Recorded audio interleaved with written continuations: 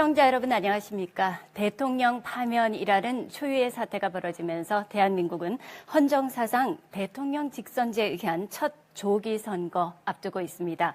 따라서 대선 후보 선출을 위한 각 당의 경선 토론회 많은 관심이 집중되고 있는데요. 짧은 기간 안에 치러지는 조기 선거인 만큼 TV 토론은 각 후보자의 자질 그리고 역량 검증에 중요한 그런 역할을 하게 됩니다. 부산 경남 대표방송 KNN은 TBC 대구방송과 UBC 울산방송 그리고 영남권 민영방송과 함께 각 정당 후보들의 생각, 공약 그리고 비전을 검증해보는 시간 마련했습니다. 자, 오늘은 국민의당 순서입니다. 제19대 대통령 선거 국민의당 후보로 나선 3명의 후보들 먼저 소개하겠습니다. 앉은 자리 순으로 소개해드립니다. 먼저 안철수 후보 소개하겠습니다. 네, 반갑습니다. 다음 박주선 후보입니다. 안녕하십니까. 박주선입니다. 네, 이번에 손학규 후보 소개하겠습니다. 안녕하십니까. 저 손학규입니다. 시청자 여러분께서 보시는 후보자들의 자리 답변 순서 후보들의 합의하에 결정이 됐고요. 오늘 토론 방식과 주제도 사전에 각 후보들과 협의됐음을 미리 알려드리겠습니다. 자, 공정한 토론을 위해서 오늘 발언 시간 꼭 지켜주시고요. 상대의 답변 시간도 보장해 주시면 감사하겠습니다. 자, 먼저 각 후보들의 출마의 변 들어보도록 하겠습니다. 1분 정도로 출마의 변을 하도록 하겠습니다. 자, 먼저 발언 순서에 따라서 안철수 후보께서 말씀해 주시죠. 대한민국이 큰 위기입니다. 안보와 외교, 그리고 경제와 민생 모두 어렵습니다. 튼튼한 안보, 자강 안보로 대한민국을 지키겠습니다. 당당한 외교 펼치겠습니다. 함께 잘 사는 정의로운 대한민국 만들겠습니다. 4차 산업혁명 시대에 가장 잘 대처한 모델 국가 만들겠습니다. 더 이상 개파 패권주의 세력에게 나라를 맡길 수 없습니다. 줄 잘 서는 사람, 말 잘 듣는 사람 쓰지 않겠습니다. 대한민국을 위해 헌신할 인재들을 모으겠습니다. 잘할 자신 있습니다. 저 안철수에게 맡겨주십시오. 네, 자, 이번에 박주선 후보 출마의 변 시작해 주십시오. 나라가 위기에 처해 있습니다. 옳고 곧은 나라로 만들고 세우기 위해서 출마했습니다. 대통령 탄핵이라는 미중유 사태에서 나라는 갈기갈기 찢어 있고 국민은 반목과 이목 갈등으로 지칠 줄 모르고 있습니다. 이런 나라를 통합하고 국민을 화합을 시켜서 다시 한번 대한민국을 일으켜 세우고 다시 한번 대한민국의 신화를 써야 됩니다.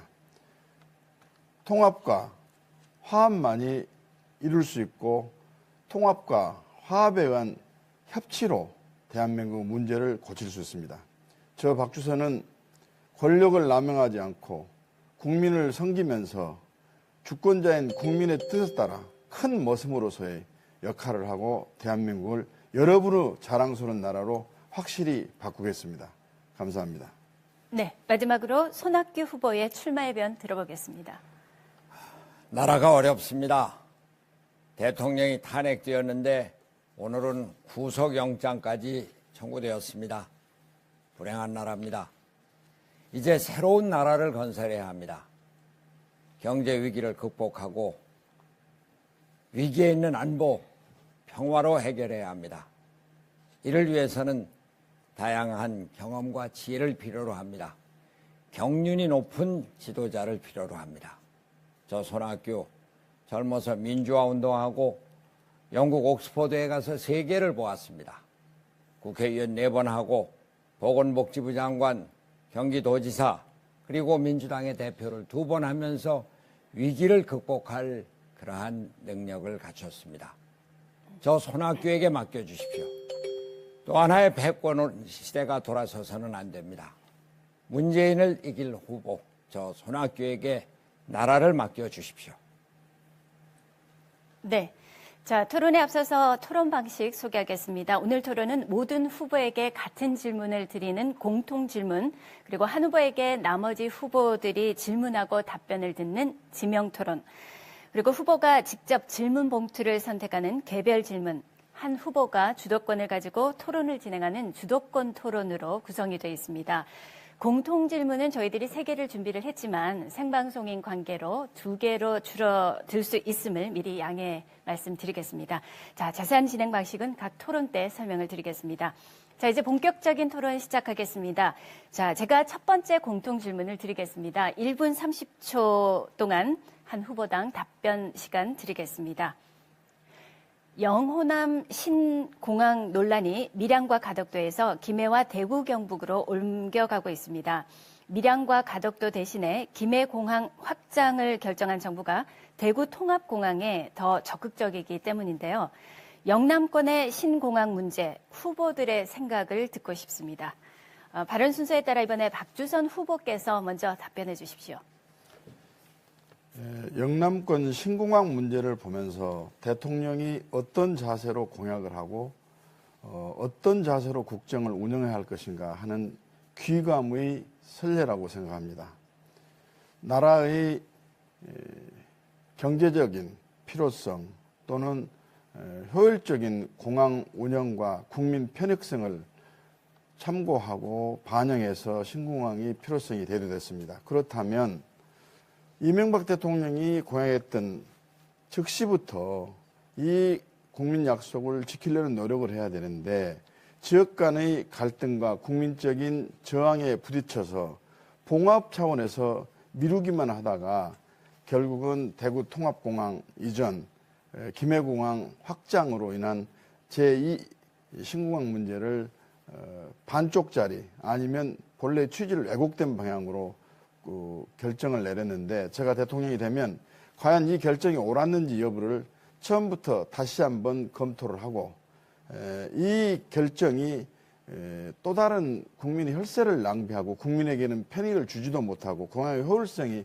없다고 판단이 되게 되면 백지화를 시켜서 대통령 주재하에 시도지사 간담회 내지는 장관 합동 연석회의를 거쳐서 또 시민단체 의견을 반영해서 완전한 제2공항 문제로 해결을 하도록 하겠습니다. 네. 자, 이번에 손학규 후보 차례입니다. 1분 30초 드리겠습니다. 우리에게 아주 중요한 것이 국가의 권위와 신용의 확립입니다. 김해 신공항의 확장은 국제적인 연구조사 보고서의 결과라고 정부에서 발표했습니다. 그러면 그대로 나가야 합니다. 김해 신공항을 확장해서 이 영남권의 신공항으로 하기로 했으면 그대로 나가야 됩니다. 그런데 대구공항을 확장 이전한다는 것은 물론 대구 지역의 지역적인 발전과 문제가 걸려 있습니다. 이전하는 것은 좋습니다. 그러나 원래 영남권 신공항을 만드는데 김해를 확장해서 영남공항의 중심공항으로 만든다고 하는 이러한 원칙이 지켜지는 가운데 대구의 시적인 발전의 문제가 해결돼야 할 것으로 생각합니다. 저는 우리나라가 지역적인 갈등에서 중앙정부가 중심을 잡지 못하는 일, 이것은 이제 벗어나야 된다고 생각을 합니다. 국가적인 이익과 그 국가적인 이익에 따라서 만들어진 국가정책, 객관적으로 만들어지고 확실하게 지켜지는 이러한 전통이 만들어져야 한다, 이렇게 생각합니다. 네. 자, 마지막으로 안철수 후보 답변해 주시죠. 우선 이 문제는 박근혜 정부의 책임이 매우 큽니다. 2009년 타당성 조사를 통해서 밀양과 가덕도 양쪽 다 부적합하다고 나왔습니다만 2012년에 박근혜 대통령이 다시 대선 공약으로 내세우면서 이 문제가 생겼습니다. 그런데 결과적으로는 양쪽 지역 간 갈등만 초래한 겁니다. 그래서 앞으로는 이 일로부터 교훈을 얻어야 합니다. 대규모 SOC 사업에 대해서는 철저하게 국익 관점에서 경제적으로 분석하는 것이 중요합니다. 그리고 또 추진 과정에서 모든 과정에서 투명하게 이 일을 추진해야 된다고 봅니다. 이제 지금은 김해공항은 확장 사업 그대로 이제 추진을 해야 합니다. 그리고 또 덧붙여서 이제 배후에 여러 가지 그 산업이라든지 또는 도로망 같은 것들을 제대로 개발을 하는 것이 중요하다고 하겠습니다. 그리고 대구공항 같은 경우도 지금 이제 발표대로 추진을 하면서 일부에서 우려하시는 것처럼 중복에 대한 그런 우려가 없도록 하겠습니다. 네. 자, 공통 질문에 대한 답변 잘 들었습니다. 이어서 제가 두 번째 공통 질문 드리겠습니다. 영남권은 국내 원전 설비의 4분의 3이 위치한 세계 최대 원전 밀집 지역입니다. 특히 원자로에 노심이 녹는 중대 사고, 멜트다운이 발생할 경우에 피해 규모가 후쿠시마의 수십 배에 달할 수 있다라고 하는데요. 영남권 원전에 대한 새 후보들의 의견을 밝혀주시기 바랍니다. 자, 먼저 손학규 후보에게 1분 30초 시간 드리겠습니다. 독일에서는 2011년 일본 후쿠시마 사태 이후로 독일의 원자력 발전소를 2022년까지 전부 폐기하기로 결정을 했습니다. 메르켈 수상은 국민의 안전이 최고다, 이런 원칙을 발표했습니다. 우리가 경청해야 될 일입니다. 에너지 정책은 에너지 수급 계획을 세우고 에너지 절약 계획을 세우고 그리고 국민의 안전과 자연환경과의 관계, 이런 것으로 종합적으로 만들어져야 합니다. 저는 2050년까지 한반도 비핵화를 우리 국가의 목표로 설정을 하고, 이를 위해서 2030년까지는 12기의 설계 수명을 단축하고 가동을 중단하도록 하겠습니다. 그렇게 해서 2050년까지 13기의 가동을 전면 중단하도록 하겠다, 이런 말씀입니다. 우리 원자력 발전소는 원자력 기술의 발전, 원자력 수출의 문제라고 하는 어려운 문제가 있습니다. 그럼에도 불구하고 우리나라 산업 계획을 바꿔서 에너지 절약 계획을 세우고 국민들이 그 에너지를 절약하는 이런 계획을 세우고 재생에너지를 확대하는 방향으로 나가야 할 것입니다. 네. 자, 이번에 안철수 후보 답변 시작해 주십시오. 예, 고리 원전은 반경 30km 이내에 인구가 380만 명이 삽니다. 세계에서 가장 많은 인구가 이제 살고 있는 그러한 곳이기도 합니다. 그리고 또 경주 지진 때문에 이 안전에 대한 우려가 굉장히 많이 커지고 있습니다. 따라서 저는 지금 3가지 정도를 제안을 합니다. 우선 첫 번째로는 수명이 다 된 원전은 이제는 폐쇄해야만 합니다. 그리고 또 두 번째로 지금 짓고 있는 원전, 특히 신고리 5호, 6호는 건설을 중단하고 재검토 과정을 거쳐야만 합니다.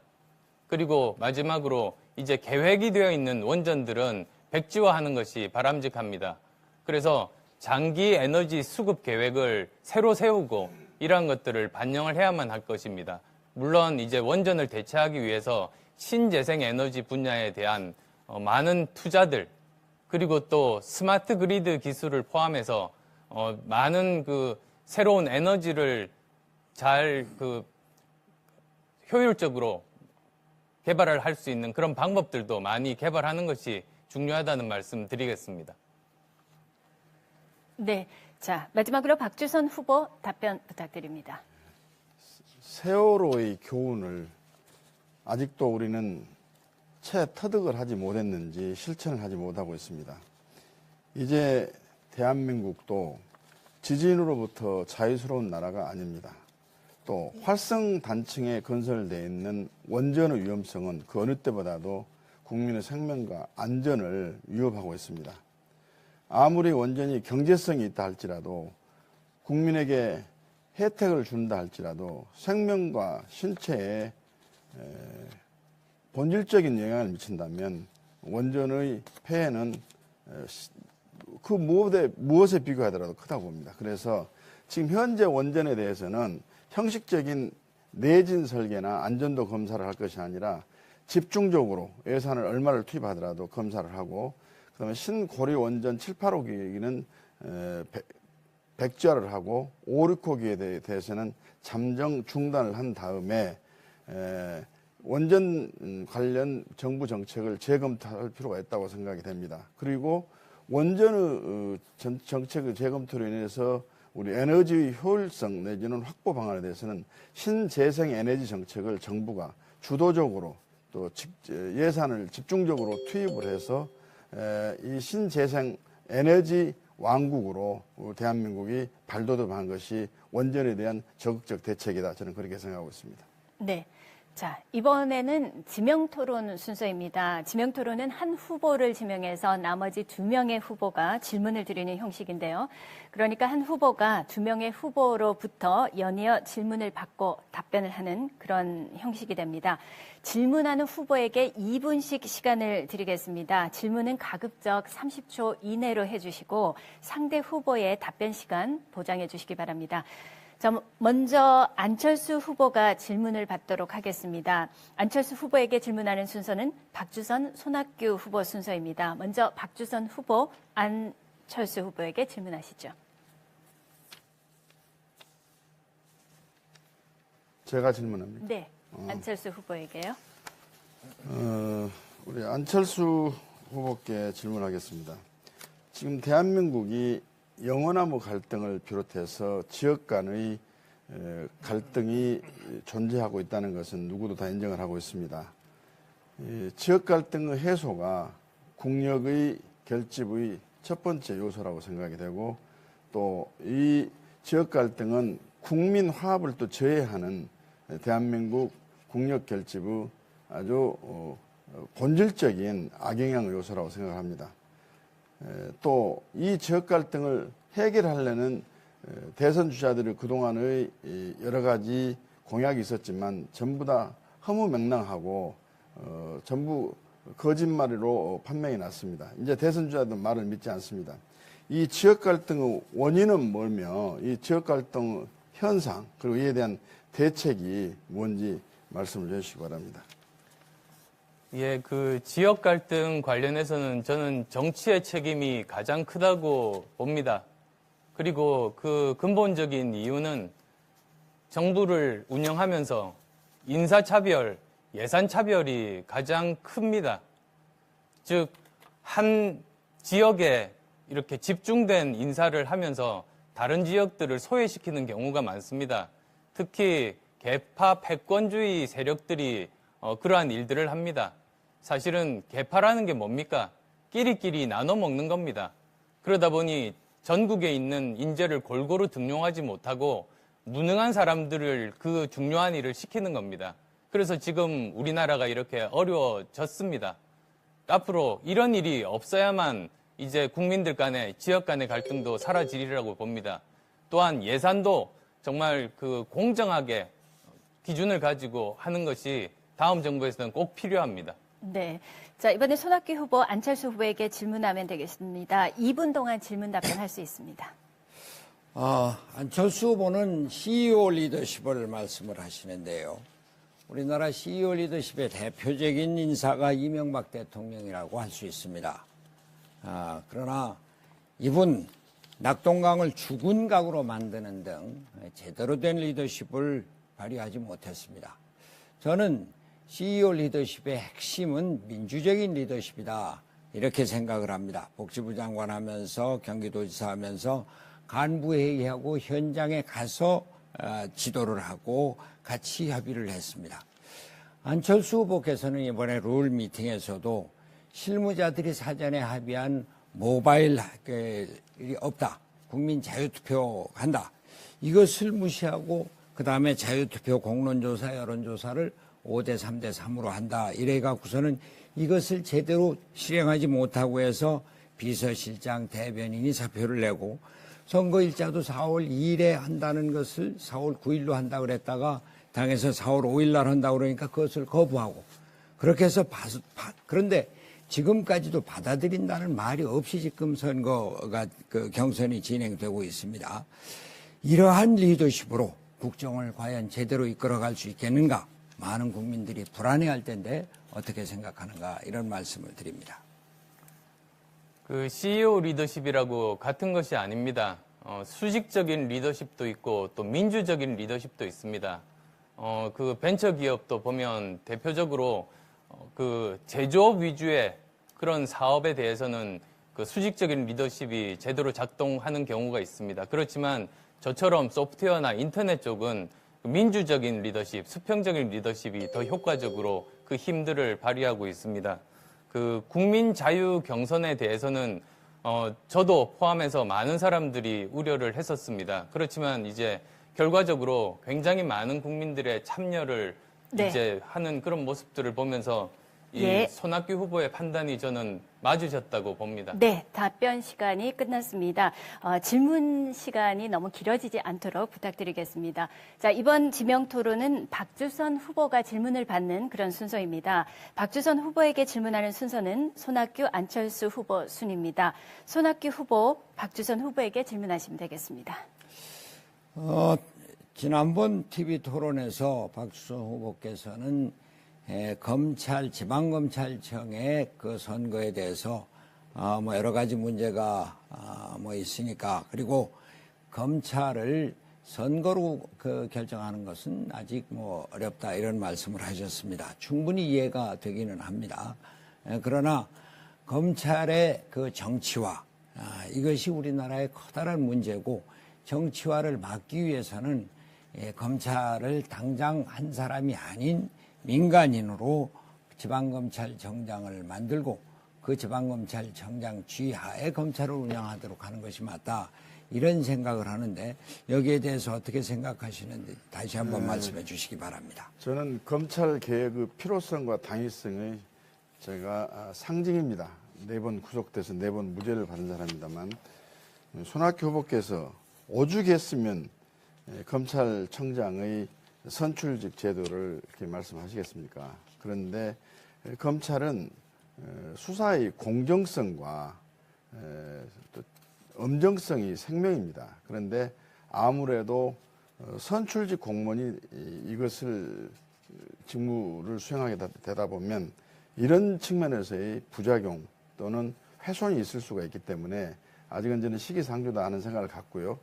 그 대신 검사장을 비롯한 검찰의 권한 남용을 방지하기 위해서는 민간인들이 대폭 참여하는 공소심의위원회라든지 검찰의 감독, 감시 체제를 획기적으로 개편을 해야 된다. 저는 그런 생각을 갖고 있습니다. 네, 자, 안철수 후보, 박주선 후보에게 질문하시면 되겠습니다. 예, 저 최근에 일본 시민단체 평화위원회 회원들이 부산의 일본 영사관 앞에 소녀상을 찾았습니다. 그래서 일본 정부 제대로 된 사과와 반성을 촉구했었습니다. 일본의 양심 있는 사람들도 일본 정부의 반성을 촉구를 하는데 일본 정부는 지금 소녀상 철거를 요구하고 있습니다. 이 문제에 대해서 박주선 후보께서 어떻게 생각하시는지, 앞으로 이 문제는 어떻게 풀면 좋을지 말씀해 주십시오. 있을 수 없는 일입니다. 위안부 문제에 대해서 작년 12월 28일 양국 간에 합의가 됐다고 이야기를 하지만 구체적인 합의 절차와 과정, 그다음에 합의의 성격에 대해서 우리 국민은 알지도 못합니다. 또 그리고 진정으로 합의를 했다고 한다면 일본 역사 교과서에 위안부 문제와 관련해서 정부에 의한 강압적 위안부 모집 내지는 납치가 있었다는 것을 시인해야 되는데 이걸 부인하고 있습니다. 그렇다면 이걸 진정한 일본의 사과나 또 반성이 있다고 볼 수가 없습니다. 특히나 아베 총리는 합의서가 만들어진 이후에 한국 국민에게 위안부 문제 관련해서 사과 편지를 보낼 의향이 있느냐 물었더니 그냥 없다 해도 될 수 있는 것을 털끝만큼도 보낼 마음이 없다라고 하면서 오히려 위안부 합의 문제를 일본 정부가 먼저 위배를 했습니다. 위반을 했습니다. 도저히 용서할 수 없습니다. 제가 대통령이 되면 한일 정상회담을 통해서 맞짱 토론을 해서라도 이 아베 총리의 오만과 이 교만을 반성을 할 수 있도록 해야 되겠고, 안 되면 제 심정은 멱살이라도 잡아가지고 이 문제를 해결하는데 온갖 신경과 지혜를 다 모아야 되겠다 하는 심리를 갖고 있습니다.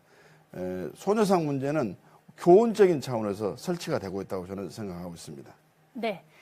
자, 지명토론 마지막 지명 대상자는 손학규 후보입니다. 질문 순서는 안철수, 박주선 후보 순입니다.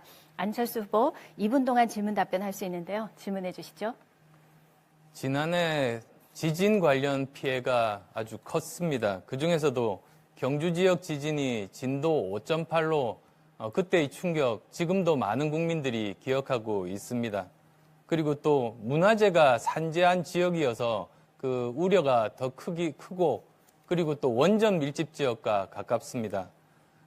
그래서 이 문제에 대해서 어떻게 대비해야 될지 손학규 후보의 말씀을 듣겠습니다.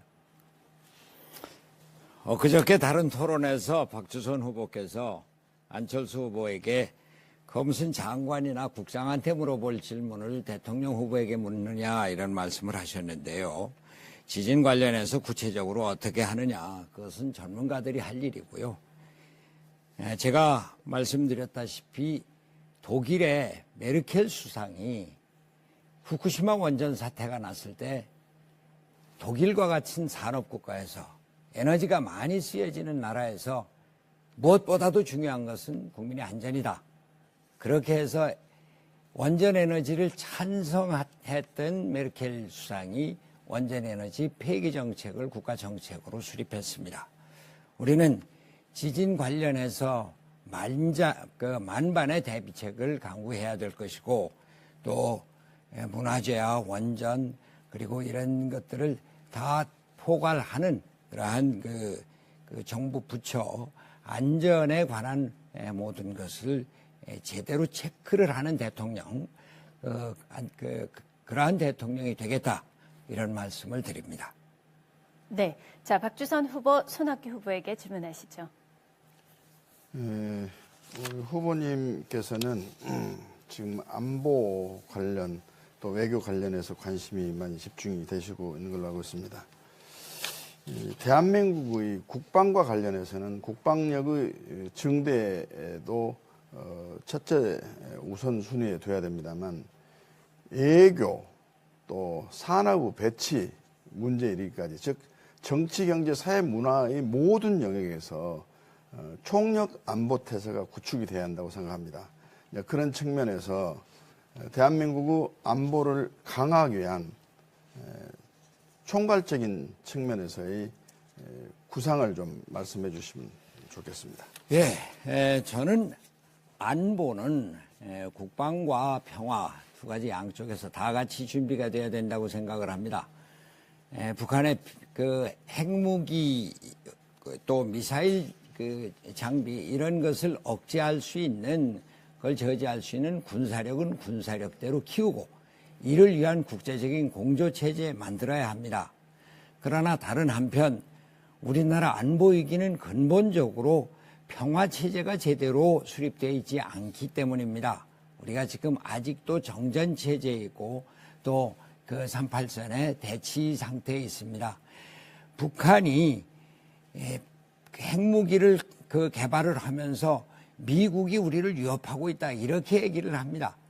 물론 북한은 자기네 그 정권 안보를 위해서 핵무기 개발을 하고 있습니다만 그러나 미국, 중국, 한국, 북한이 한데 모여서 그리고 러시아, 일본이 한데 모여서 한반도 안보 체제를 평화적으로 유지해 나가는 길, 그 길을 찾아야 하고 한국과 중국을 또 한국과 미국을 협상 테이블로 앉혀놓는데 한국이 주도적인 역할을 해야 한다 이렇게 생각합니다. 네. 자, 여러분께서는 부산 경남 대표방송 KNN이 TBC, UBC, 영남권 민영방송과 함께하고 있는 제19대 대통령 선거 국민의당 후보 경선 토론에 함께하고 있습니다.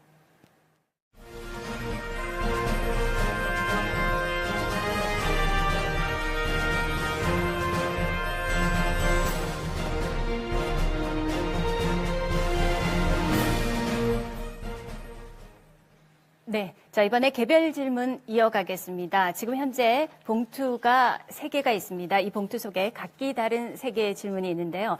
방송 전에 후보들이 각 1개의 봉투씩을 선택하셨습니다. 지금부터 각 후보가 선택한 봉투를 개봉해서 제가 개별적으로 질문을 드리도록 하겠습니다. 먼저 박주선 후보께서 선택한 파란색 봉투 질문입니다. 네, 질문의 내용은요.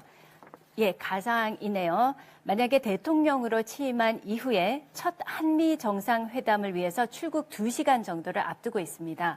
그러나 이때 만여 명의 승객을 실은 세계 최대 한국 국적의 크루즈선이 한반도 연안으로 접근하던 중에 침몰하고 있다는 보고를 받았습니다. 골든타임이 3시간 정도 남은 상황이고 골든타임을 놓치게 되면 모두가 목숨을 잃을 수 있는 급박한 상황이라고 하는데요. 만약에 대통령의 상황이라면 어떤 선택을 하시겠습니까? 제가 공부할 수 있는 기회를 좀 주셔야 이거 답을 잘 쓸 텐데. 네. 우선 대통령이 미국 정상회담은 피할 수 없는 가장 먼저 해야 될 국정 우선순위에 있다고 봅니다. 지금 한중 간의 충돌, 트럼프 대통령 이후에 한국에 대한 여러 가지 요구, 그다음에 국방상, 안보상 관련해 가지고 한미 동맹 관계의 재확인과 협조, 모든 면에서 아주 우선순위에 있다고 보여지는데, 아까 그와 같은 불행한 사태가 일어났다 한다면 대통령으로서 만반의 철저한 준비를 청와대를 비롯한 관련 부처에 엄격히 지시를 하고 정상회담을 위해서 출근하되 수시로 대통령이 직접 진두하는 그런 체계를 갖춰야 한다고 생각합니다. 또 사실은 그 크루즈선의 이 지금 침몰과 관련해서 대통령이 현장에 가서 전문 지식도 없이 지휘를 한다는 것도 사실 어떻게 보면 넌센스입니다. 이 조난의 구조를 할 수 있는 체계적인 지휘 계통을 사전에 확립을 하고 이와 같은 사고가 발생했을 때 대비한 안전 문제에 대해서 시스템적으로 관철하도록 했다면은 대통령이 현장에 나타나서 굳이 뭐 할 일은 없다고 저는 생각합니다.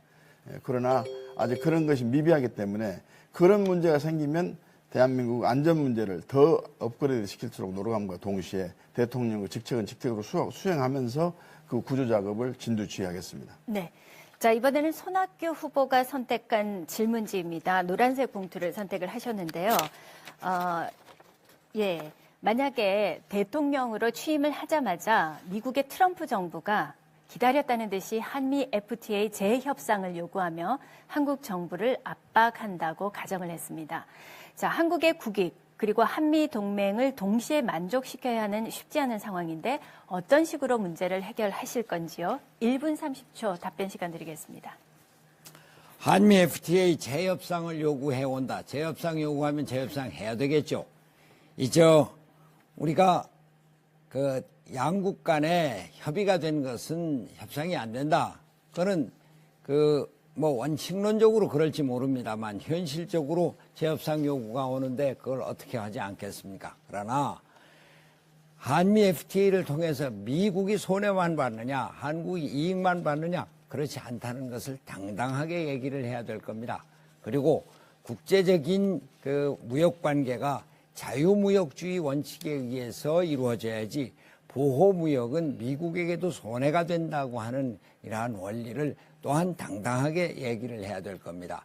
실제로 한국과 미국은 한미 FTA가 체결된 이래로 그 서비스업에서 100억 불의 그 이익을 미국이 가져갔고 또 한국이 미국에 투자한 것만 300억 불이 되고 있습니다. 또 그 교역의 내용에서도 보면은 우리가 꼭 이익만 보고 미국이 손해만 본 것이 아니라고 하는 것을 당당하게 얘기를 할 수 있어야 합니다. 저는 미국과의 외교 관계, 통상 관계가 당당하게 떳떳하게 하는 것이 첫째다. 그것이 주권국가 대한민국 대통령의 역할이다. 이렇게 생각합니다. 네. 자, 마지막으로 개별 질문 안철수 후보가 선택한 초록색 질문지입니다. 제가 보겠습니다. 자, 한 기관의 설문조사 결과에 따르면 20대 유권자가 바라는 차기 대통령은 도덕성을 갖춘 서민형 진보주의자라고 나와 있습니다. 그런데 60대 이상 유권자들이 바라는 대통령은 안정을 추구하는 능력 있는 아버지형 리더를 원한다고 했습니다. 세대 간의 의견 차를 확인할 수 있는 그런 설문조사 결과인데요. 그렇다면 만약 대통령이 되신 후 세대 간 갈등 어떻게 최소화시킬 예정인지요? 예, 지금 세대 간 갈등이 정말로 심각합니다. 지금 여러 가지 그 여론조사들을 보면 같은 현상에 대해서도, 사회 현상에 대해서도 다른 시각으로 지금 바라보고 있는 경우들이 무척 많습니다. 이러한 문제들이 해결이 돼야 됩니다. 그리고 또 특히 일자리 문제 관련해서도 지금 보면 청년 실업 문제가 정말로 심각한데 이런 문제들과 함께 이제 그 어르신들의 일자리 문제가 이제 복합적으로 지금 전개가 되고 있습니다. 즉 어르신들이 취업을 하면서 또 청년 실업 문제가 더 심각해지고 이런 지금 악순환들이 반복되면서 세대 간의 갈등이 사실은 경제적으로도 더 심각합니다. 이런 문제를 풀려면 한 가지 만병통치약이 없습니다. 이건 종합적으로만 풀어야 되는 겁니다. 일단은 저는 경제적인 관점들이 굉장히 중요하다고 보고 있습니다. 따라서 어르신 일자리들은 정말로 필요합니다.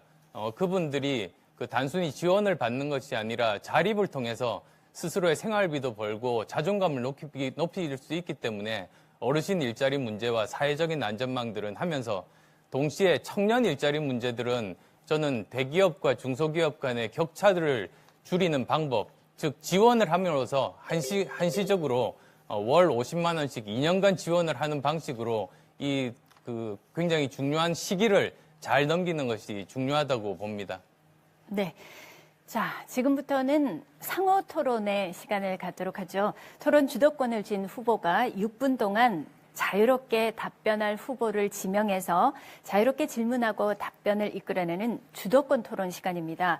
후보들의 생각과 공약을 서로 검증해 볼 수 있는 그런 기회가 되겠습니다. 공정한 토론을 위해서 모든 후보에게 질문 하나씩을 하셔야 하고요. 원활한 진행을 위해서 질문 시간을 가능하면 1분 이내, 그리고 상대가 답변할 수 있는 시간 30초 정도는 보장해 주시길 바랍니다. 자, 주도권 토론 순서 이번에는 손학규, 안철수, 박주선 후보 순인데요. 손학규 후보께서 6분의 주도권 토론 시간을 가지겠습니다. 먼저 자, 시작하십시오. 예, 안철수 대표께 여쭙겠습니다. 안철수 대표께서는 선거 전에 연대는 반대한다. 그러나 선거 이후에는 연대할 수 있다. 이렇게 가능성을 열어놓았습니다. 근데 대통령이 되고 나서 연대를 하겠다. 그는 과거 권위주의 정권 시대에는 가능했습니다. 권력의 힘으로 줄 세우겠다고 하는 겁니다. 정보부, 검찰, 경찰, 국세청까지 이용해서요. 하기는 당내 정치에 있어서도 당권만 잡아도 줄 세우기가 횡행하고 있습니다. 그저께 광주 전남이나 전북의 경선 결과를 봐도 그렇습니다. 오더 정치가 판을 치고 있는 것입니다. 여하튼 내각제에서는 총선 후에 연대를 합니다. 그러나 대통령제는 여소야대 국면에서 사전에 연대를 하지 않으면 안 됩니다. DJP 연합정권은 DJ와 JP가 사전에 합의를 해서 자, 우리가 대통령 되면 당신이 총리하고 경제관료는 당신이 임명해라. 이렇게 됐습니다. 노무현 정권도 정몽준과 단일화로 탄생을 했습니다. 이것이 그저 단지 무원칙한 연대냐 특정인 반대를 위한 연대다 이렇게 생각지는 않습니다. 집권을 위한 연대 가능성에 대해서 안철수 후보의 의견을 듣고자 합니다. 저는 자강론을 주장하고 있습니다. 그런데 그것이 폐쇄적인 자강론이 아닙니다. 열려 있습니다. 그래서 국민의당과 뜻을 함께하는 분들은 모든 분들이 함께 정권을 창출하자고 이제 열려 있는 겁니다.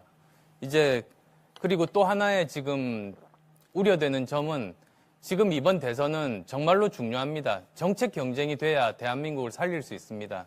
그런데 연대론에 휩싸이게 되면 오히려 정책 경쟁은 없어지고 서로 이합 집산만 난무하게 되는 겁니다. 그러면 누가 대통령이 되더라도 이 국가를 위해서는 정말로 바람직하지 않다는 말씀을 드리고 싶습니다. 정책 경쟁을 말씀을 하시는데 과연 각 당의 대통령 후보 간의 정책 아주 결정적인 차이가 얼마나 됩니까? 저는 안철수 후보께 여쭤보는 것이 연대론을 비판하는 것은 안철수 후보께서 다른 사람과 함께 일하는 것이 익숙하지 않고 통합과 화합의 리더십이 결여된 이런 탓이 아니느냐. 또 더 나아가서 대선 승리보다는 본인의 주도권을 강화하는 데 더 관심이 있는 것이 아니냐. 이번에 안 되더라도 당의 주도권을 내가 장악하기만 하면은 다음에 대통령이 될 수 있다. 이런 식으로 해서 지금 선거 전에 연대론의 거부감을 표시하는 것이 아니냐. 이런 생각, 이런 데 대해서는 어떻게 생각하십니까? 예, 두 가지 말씀드리겠습니다. 우선은 그 정책적인 차이가 저는 크다고 봅니다. 현재 지금 문재인 대표는 일자리는 공공 일자리 위주로 늘리겠다고 하고 있습니다. 철학적으로 근본적인 차이가 있습니다. 저는 일자리를 만드는 주체는 기업과 민간이라고 봅니다. 그다음 또 안보에 대해서도 큰 차이가 있습니다. 문재인 후보는 안보 굉장히 불안합니다. 그리고 또 정부 주도로 하려고 합니다. 저는 다음 정부는 정부 주도가 아니라 민간의 자율성을 주고 정부는 지원하는 형태로 가야 된다고 그렇게 보고 있습니다. 그리고 이제 두 번째로는 저는 선거 이후에 어떻게 하겠다는 생각 전혀 없습니다. 오히려 저는 가장 우려점이 박근혜 정부는 개파 패권주의 때문에 실패했습니다. 끼리끼리 나눠 먹어서 정말 유능한 사람을 쓰지 못했습니다. 마찬가지로 다음 정부도 개파 패권주의가 이제 나라를 맡게 된다면 우리나라는 엄청난 위기에 빠질 겁니다. 한 번 더 무능하고 정말 부패한 정권이 들어서면 우리나라는 후진국으로 추락합니다. 네네. 그걸 막고자 하는 절박한 심정입니다. 정책이라고 하는 것이 공약에서 얼마나 허망한 것인가는 지난번 박근혜 정부가 대통령 당선될 때 그 경제 민주화를 약속을 했고 복지국가를 약속을 했습니다. 대통령 되고 나서 아무것도 안 했습니다. 하여튼 그 정책의 차이가 연대를 막는다 이런 것은 말이 안 되는 것이 정책의 차이를 인정을 하고 그리고 공존을 해 나갈 때 연립정부가 있는 것이죠. 박주선 대표께 잠깐 여쭙겠습니다. 우리가 지금 영남에 와 있는데요.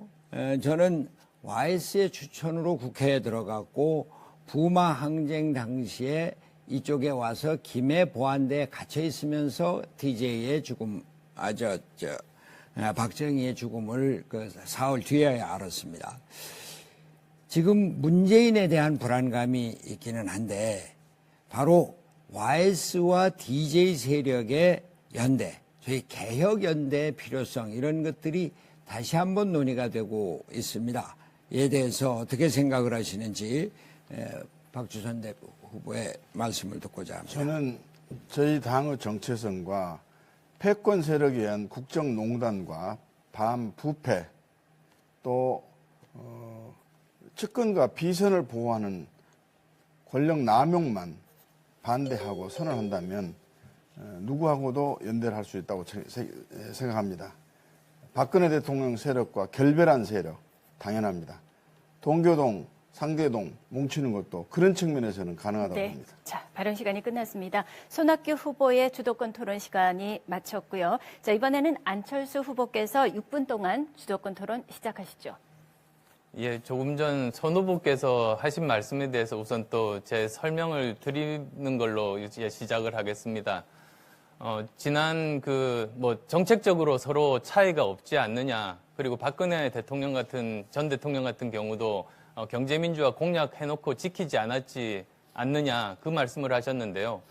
그래서 정말로 그 대통령이 될 사람의 진짜 생각이 중요한 겁니다. 왜냐하면 지금까지처럼 많은 경우에 대통령 본인의 생각이 아니라 전문가가 써준 것 외우거나 읽었습니다. 그렇게 되다 보니까 대통령 당선되면 그것 다 잊어버리고 원래 자기의 생각으로 돌아가서 공약이 지켜지지 않았던 겁니다. 따라서 이번 대선에서는 그 공약을 제대로 지키기 위해서는 실제로 그 후보자의 생각이 무엇인지, 그 사람의 가치관과 우선순위가 무엇인지를 검증을 해야 다시 그런 실수가 반복되지 않을 거라고 믿습니다. 그리고 제가 보기에 후보들마다 그러한 그 사람의 가치관이나 우선순위는 아주 틀립니다. 그래서 그것을 검증하고자 함입니다. 연대론에 휩싸이면 그런 검증이 되지 않는다는 우려입니다. 자, 그러면 저는 우선 박 후보께 질문하겠습니다. 지금 과거 사례를 보면 북한이 대화국면에서 2차 연평해전 도발을 자행했습니다. 그리고 또 미사일 시험 발사도 해왔습니다. 북한과 대화를 하더라도 우리가 의도한 대로 결과를 얻기 위해서는 국방력을 바탕으로 강력한 안보 태세가 유지되어야 된다고 봅니다. 그래서 박 후보께서 국방에서 우선적으로 개선, 발전해야 할 사항은 무엇인지 말씀해 주십시오. 지금 대한민국 국민들이 안보의식이 상당히 나약해져 있지 않느냐 하는 측면에서 안보의식 고취가 절대 필요하다고 생각이 되고요. 두 번째는 한미동맹에 대해서 이견이 있는 분들도 있습니다만 저희들 입장에서는 더욱더 강화하고 돈독해야 한다 생각합니다. 그리고 강한 군대를 만들어야 합니다. 강한 군대는 전투력이 강화돼야 됩니다. 전투력이 강화되기 위해서는 병사들의 사기 진작, 그 다음에 병영 조건과 환경의 개선, 그리고 효율적인 군사훈련, 또 병영 내의 범죄 비리 근절, 이런 것이 절대 필요하다고 생각이 되고요. 첨단 무기 체계의 국산화를 서두르고 강화를 해야 된다. 그러면서 R&D 정책 자금을 집중적으로 투입할 필요가 있다 하는 말씀을 드리고 싶습니다. 그리고 병역 비리, 방산 비리, 또 군 병역 내의 비리는 이적 행위 차원에서 철저하게 엄정하게 수사해서 단죄를 해야 된다 이렇게 생각합니다. 국민의 혈세를 이용해 가지고 첨단 무기를 수입해 오고 군 운영과 관련된 예산을 집행하는데 이것을 착복하거나 횡령하거나 유용한다는 것은 있을 수가 없는 일입니다.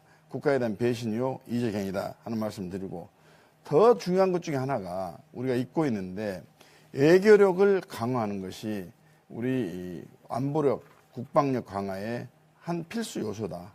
지금 타국과의 동맹관계, 협력관계, 또 그리고 협조관계를 갖추고, 또 산업 안전에 대해서도 적의 불시 공격에 대비해가지고 산업 시설이 폐해가 최소화되거나 또는 폐해가 방지할 수 있도록 산업 구조 개편과 산업 배치에 대해서도 철저한 사전 대비가 있어야 된다 이렇게 생각을 합니다. 예, 그래서도 저는 그 자강 안보를 주장해 왔습니다. 자강 안보란 튼튼한 한미 동맹을 기반으로 해서 우리 스스로 우리나라를 지킬 수 있게 국방력을 강화하는 것이다라는 말씀 드리고 싶습니다. 다음으로는 손 후보께 질문 드리겠습니다. 얼마 전에 그 교육 공약 발표하신 내용을 잘 봤습니다.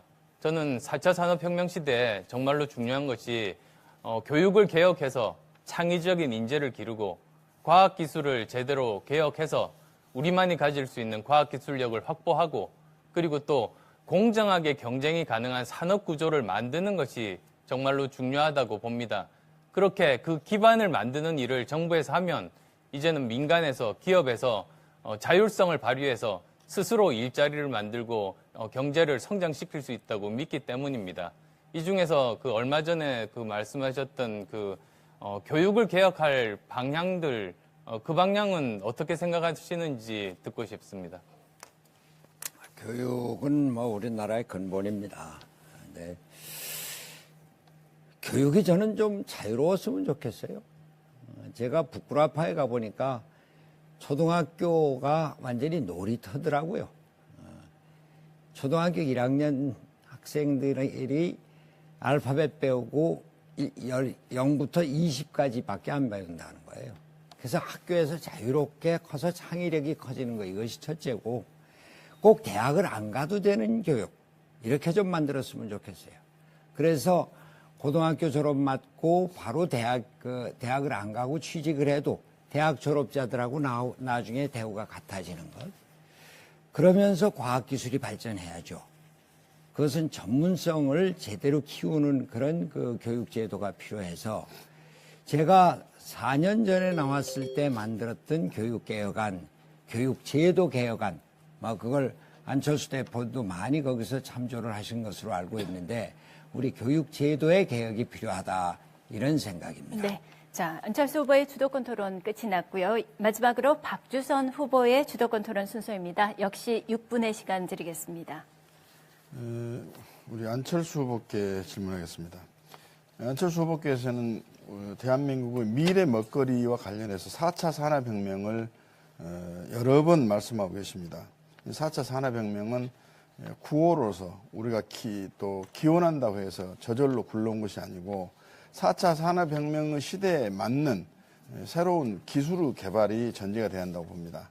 그런데 기술 개발이 없이는 4차 산업혁명을 우리가 읊는 노래에 불과하고 실제로 만들어낼 수가 없는데 실질적으로 4차 산업혁명을 우리가 단시일 내에 가져올 수 있도록 하는 전략은 무엇이며 4차 산업혁명은 상당히 중장기 대책 차원에서 국가가 지원하고 배려해야 되고 환경과 여건을 조성해야 한다고 생각하는데 우선 대한민국 경제의 주력 산업이 지금 무너져 내리고 있습니다. 지금 당장 먹거리가 없게 됩니다. 이 주력 산업의 재건과 관련된 부분은 말씀이 상대적으로 없으신데 우선 이 주력 산업의 재건과 관련된 구상은 또 뭔지 이 두 가지를 좀 말씀해 주시기 바랍니다. 지금 우리나라 그 주력 산업이 제조업입니다. 그런데 그 박 후보께서 말씀하신 것처럼 무너져 내리고 있습니다. 그런데 저는 이것을 다시 재건할 수 있는 그 단서를 4차 산업혁명에서 찾고 있습니다. 4차 산업혁명은 한마디로 여러 분야의 첨단 기술이 한꺼번에 동시에 발전하고 이들끼리 합쳐지는 겁니다. 이런 기술들을 제대로 접목하면 우리는 우리 제조업을 다시 강하게 만들 수 있습니다. 여러 가지 로봇 기술이라든지 또는 무인 자동차라든지 또 사물 인터넷 기술들을 이 제조업에 접목한 것이 바로 그 스마트 팩토리 아니겠습니까? 이런 부분을 이제 제대로 국가에서 지원을 하는 것이 바람직하다고 봅니다. 그러면 지금 현재 무너져 내리고 있는 예를 들면 해양 조선업 같은 경우는 4차 산업혁명에 의해서 대체가 곧 된다, 내일 된다, 모레 된다 이런 취지의 말씀은 아니실 텐데 이 무너져 내리는 해양 조선 사업에 대해서는 이대로 방치할 수밖에 없고 이게 무너져 내리더라도 다음에 4차 산업혁명으로 국가 부를 축적하면 된다 이런 취지 말씀이신가요? 지금 그 조선과 해양 부분은 조선과 그 해양 운수 부분들은 국가가 제대로 잘 대처를 하지 못했습니다. 지금은 구조조정이 제대로 필요합니다. 특히 이제 그 대우조선의 경우에 지금 이번에 다시 5조 8천억을 추가로 투입하기로 했습니다. 그런데 작년에 7조 원 정도 투입하고 이것이 끝이라고 한 겁니다. 그러면 그때는 어떤 기준으로 판단을 했는지 무엇이 잘못됐는지를 지금 제대로 알아야 이번에 투입하는 그 자금이 헛되이 또 낭비되지 않을 수 있습니다. 따라서 작년까지 우리가 무엇을 제대로 판단하지 못했는지에 대한 냉정하고 객관적인 분석이 필요하다는 말씀 드리고 싶습니다. 그리고 한진해운의 경우는 저는 이것이야말로 명백하게 그 박근혜 정부가 정말로 큰 실수를 했다. 정말 엄청난 실수를 했다고 봅니다. 예, 지나가는 과정의 설명보다는 대책을 좀 말씀해 주시길 바랬는데 조금 제가 질문했던 의도와 답변이 좀 다른 것 같습니다. 또 아울러서 4차 산업혁명의 그늘에 가려있는 이 재래 전통산업에 대한 특별한 배려책이 더 있어야 되지 않겠는가 이런 생각도 드는데 여기에 대해서 구체적으로 어떤 구상을 가지고 계십니까?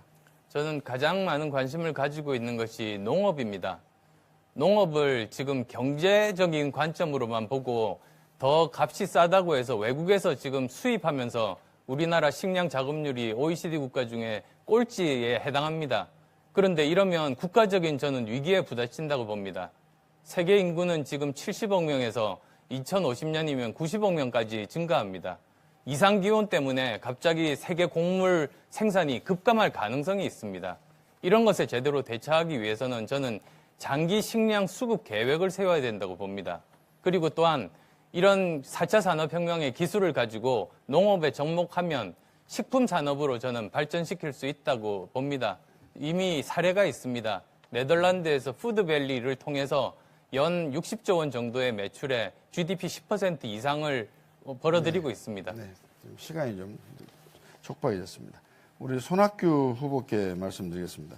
지금 영원함의 갈등이 자주 회자가 되는데 이 갈등을 해소하기 위한 산업적 측면에서의 국책사업을 포함해 가지고 그 구체적인 구상이나 계획이 있으신지 한번 좀 여쭤보고 싶습니다. 저는 이제 그 중우장대 산업이 무너지고 있는 이런 상황에서 살릴 걸 물론 살려야 되지만 새로운 산업에 대해 눈을 돌려야 된다고 생각을 합니다. 4차 산업혁명을 적극 준비해야 된다. 제가 판교에 테크노밸리를 만들었습니다. 그러한 테크노밸리를 이제 전국적으로 한 10개를 만드는데 그동안 중우장대 산업에서 소외가 되고 늦어졌던 호남 쪽에 좀 더 적극적으로 테크노밸리 규제 프리 그 특구를 만들어서 산업을 제대로 육성을 하고 무엇보다도 중앙정부의 인재를 아주 평등하게 탕평적으로 인용을 해서 인재와 투자를 호남에 적극적으로 해내겠다. 이런 말씀을 드립니다. 네. 자, 국민의당 후보 경선 토론에 세 분 후보들께서 아주 진지한 토론을 하고 계시는데요. 자, 이제 세 후보께 공통 질문을 드리겠습니다. 세 번째 공통 질문입니다. 4대강 사업 이후 영남권의 젖줄, 낙동강 일대에는 식수 문제뿐만이 아니라 바다의 주요 어종들이 잡히지 않고 있습니다. 또 잡히더라도 죽은 채 그물에 걸리고 있어서 어민들까지 생활고를 겪고 있는데요. 자, 이 문제 어떻게 해결을 할 수 있을까요? 자, 먼저 안철수 후보께서 답변을 하시는데요. 1분간 답변을 할 수 있습니다. 답변해 주십시오. 4대강 사업은 처음 추진할 때부터 논란이 많았던 사업입니다. 지금 전면적으로 재검토할 필요가 있습니다. 특히 가장 먼저 지금 환경 생태계에 미치는 영향이 무엇인지, 그리고 또 그 변했다면 그것에 대한 원인은 무엇인지 구체적으로 이제 분석을 해야 거기에 대해서 정말 맞는 대책을 세울 수가 있습니다. 그리고 또 이번 기회에 우리는 물 관리 체계를 종합적으로 재검토해야 됩니다. 저는 그 스마트 워터 그리드라는 개념을 이번에 도입하면 정말로 바람직하다고 봅니다. 즉, 우리 수원 관련해서 굉장히 넓은 곳이 있습니다. 그런 모든 곳을 우리가 센서 기술을 이용하고, 그리고 또 IoT, 즉 사물 인터넷 기술을 이용을 해서 이것을 종합적이고 체계적이고 효율적으로 관리하는 기술을 말합니다. 그걸 도입을 저는 다음 정부에서는 해야 된다고 봅니다. 네. 자, 박주선 후보 공통 질문 1분 동안 답변하시면 되겠습니다. 4대강 사업 결과가 이럴 줄 알았습니다. 이래서 대통령의 판단과 결정이 얼마나 중요하다는지를 알 수 있습니다. 4대강 사업은 수량 확보를 통한 수자원화, 수질 개선, 홍수 조절 등등의 거창한 구호가 있었습니다만 모두가 다 예상과 판단이 그릇됐다는 것을 확인할 수 있습니다. 지금 이 문제에 대해서는 4대강 수위를 낮추고 유속을 빨리 해서 물 흐름을 더 늘리고 더 나아가서는 보를 해체하자는 주장까지 여러 가지가 있습니다만 전문가들, 사회단체, 국민들이 함께 참여하는 대책기구를 만들어서 대통령이 직접 이걸 주재하면서 해결해 나가는 그런 적극적이고 능동적인 자세가 절대 필요하다고 생각됩니다. 예산이 너무 아깝지만 경우에 따라서는 더 큰 예산을 전략을 위해서라도 획기적이고 근원적인 대책이 절대 필요하다. 저는 그렇게 봅니다. 네, 자, 이번에 손학규 후보 순서입니다. 답변해 주십시오. 예, 잘못된 건 바꿔야 되겠죠. 죽은 강을 살려야 합니다. 기본적으로 4대강 16개 보호의 수문을 상시 개방하도록 하는 이런 방안을 쓰도록 하겠습니다. 낙동강과 금호강이 합치는데 거기 모래톱과 습지가 다시 돌아오고 있다고 합니다. 이렇게 그 수문을 다시 개방을 해서 자연이 살아 숨쉬는 그러한 강을 만들도록 하겠습니다. 이 대통령이 되면은 4대강 사업 검증 및 재자연화위원회를 구성을 해서 4대강의 재자연화 방향 그리고 친환경적인 유지 관리 방안을 강구하도록 하겠습니다. 네. 자, 긴 시간 동안 세 분 토론 고맙습니다. 벌써 오늘 토론의 마지막 순서네요. 영남권 시청자들에게 드리는 당부의 말로 마무리를 하겠습니다. 각 후보께 1분씩 시간을 드리겠습니다. 발언 순서대로 이번에는 박주선 후보께서 정리 발언 1분 동안 하시면 되겠습니다. 저는 대연합으로 반드시 국민의당이 집권해서 통합과 협치로 모든 세력, 모든 지역을 망라해서 국가의 난제를 해결하기 위한 참여와 역할, 권한이 분배가 돼야 갈등과 반목을 해소하고 국력을 결집하고 효율적인 국가 난제를 해결하는 방법이라고 생각합니다. 이를 위해서는 반드시 대통령이 당선돼야 합니다. 저는 유일한 호남 출신 후보입니다. 지역적 의미의 호남이 아니라 대한민국 야대 정치 추구 하나인 2대 정치 추구 하나인 호남이 야권의 지지를 통해서 정권교체를 이루고 하는 교두보 역할을 하고 있습니다. 호남이 많이 흔들리고 갈기갈기 찢어져 있습니다. 이것을 결속을 시키고 여기 위에 개혁 세력을 보태고 거대 공생적 양당 제도의 폐해를 반대하면서 무당층으로 있는 지지자들을 흡수해서 반드시 저 박수현이 자존심을 걸고 집권해서 나라의 문제를 고쳐나가겠습니다. 네, 자 이번에 손학규 후보 마지막 발언 시작해 주십시오. 나라가 위기입니다. 대통령은 위기를 극복할 능력을 가져야 합니다. 경제를 살리고 일자리를 만들고 한반도 평화를 통해서 남북 교류 협력을 하고 이것을 통해서 한반도의 통일을 준비하는 그러한 능력을 갖고 있는 대통령이래야 합니다. 살아온 삶이 그 능력을 말해줄 겁니다. 박근혜 대통령을 보면서 서민들의 삶을 제대로 이해하는 대통령이래야 되겠다. 민주화를 경험을 하고 민주주의에 대한 확고한 신념을 가진 대통령이래야 되겠다. 국제화의 경험을 갖고 국제적인 신조를 갖고 있는 사람이래야 되겠다. 저 손학규 그렇게 살아왔습니다. 손학규가 문재인을 이길 겁니다. 문재인을 이겨서 대한민국 함께 잘 사는 나라 만들고 저녁이 있는 삶을 국민들에게 선사하겠습니다. 네, 자 이번에 안철수 후보 정리 발언 시작하십시오. 존경하는 국민 여러분, 정권 교체는 이미 확정됐습니다. 이번 대선은 저 안철수와 문재인의 대결이 될 것입니다. 정권 교체 확신 속에 더 좋은 대통령 선택하실 수 있습니다.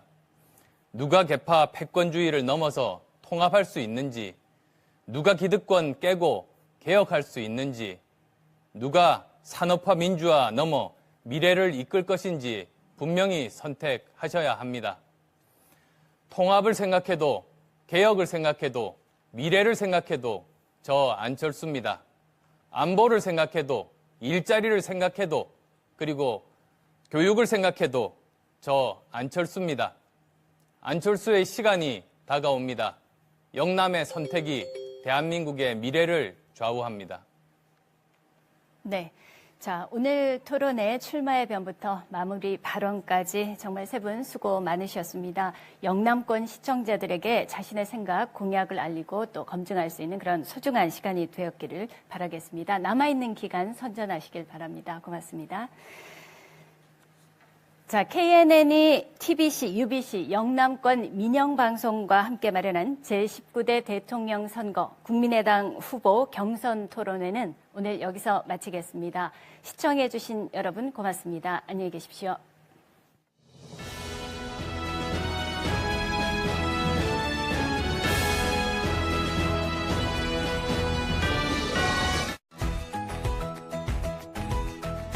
이어서 일일 드라마 사랑은 방울방울이 방송됩니다. 날 수 있을까?